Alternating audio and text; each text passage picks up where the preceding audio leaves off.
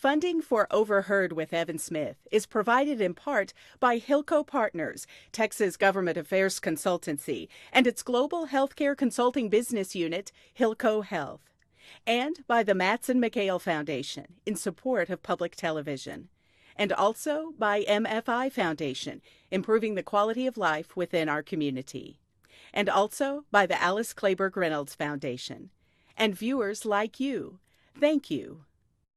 I'm Evan Smith. He's an author, humorist, storyteller, and icon of public broadcasting, whose weekly radio show, A Prairie Home Companion, and its signature segment, News from Lake Wobegon, have been a part of our lives in one form or another since 1974. He's Garrison Keillor. This is Overheard. Is that a vote you'd like to have back?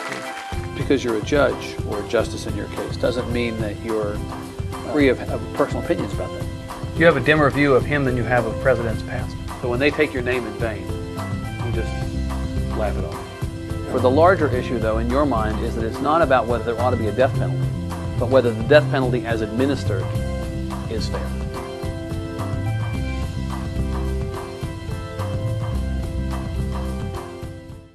Garrison Keillor, welcome. Thank you, sir. An honor to have you here. Well, it's an honor to see you, sir, and an honor to meet you. Well, it's an honor now. It may not be such an honor in a few minutes. Well, let's see how it goes. Yeah. I know the obvious thing, Mr. Keillor, is to ask you about A Prairie Home Companion, but I want to talk about the Writer's Almanac first. I've heard of that. You have. You've been associated with it for... It's a little tiny 5-minute quite a long show. time. I think it's probably one of the few 5-minute shows in radio.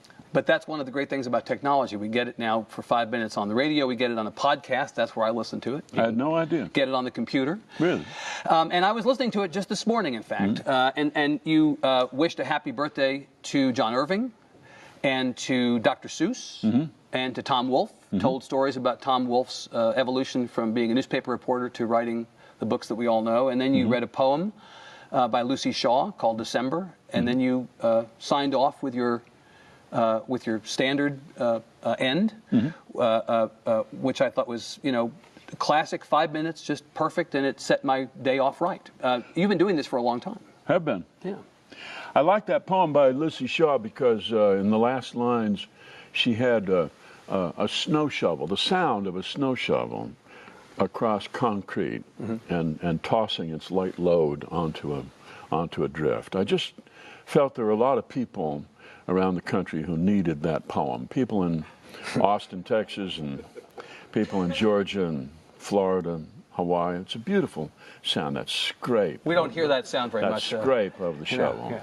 Occasionally, but not often. It meant a lot to me, and the fact that Tom Wolfe had gotten his doctorate in literature, and then he went into the newspaper business. What was he thinking? What a great career move that he made there. I mean, what would he be doing if he were teaching American studies at Yale? I mean, he'd be bored. No, he'd be forced to talk about Thoreau, and no, they all made great moves. John Irving, the only really terrific wrestler to become a novelist, and so there you are. But I learned things from this little 5-minute broadcast every day. I should hope so. Well, I do. I learned, for instance, something I did not know, which was that Tom Wolfe's career writing the sort of books that we all read now was made possible by a newspaper strike in New York that cost him his job. Yes, right. He got fired, which is a good move for any of us. I've never been fired, and I'm ashamed of that. Well, you still have time, right? Yeah, It's possible. right. Well, that's a great little thing, and I don't think many people are as aware of that as they might be, but it's a great little thing. So well, thanks. Let's go back to the beginning. Before A Prairie Home Companion, as I understand the story, your start is really thanks to getting plucked out of the slush pile at the New Yorker magazine in 1969.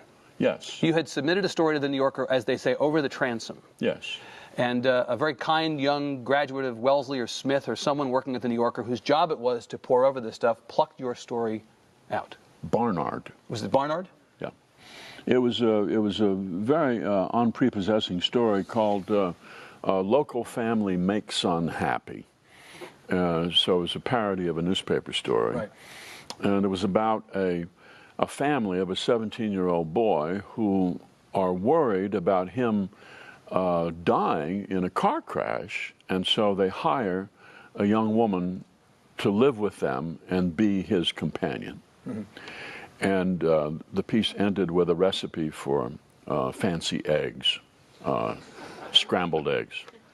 And it was kind of surrealistic and not the sort of thing I would expect the New Yorker to take, and she took it. And you know how rare it is for magazines then and now to pull something out of the slush pile. Yes, it was. It was rare. So she was my angel, right.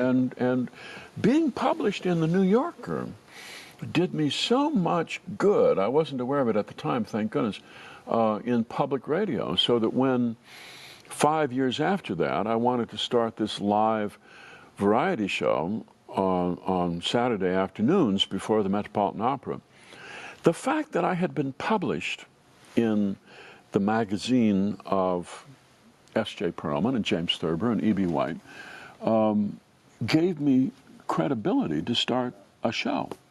I couldn't have done it without that. You really believe it? I absolutely believe it.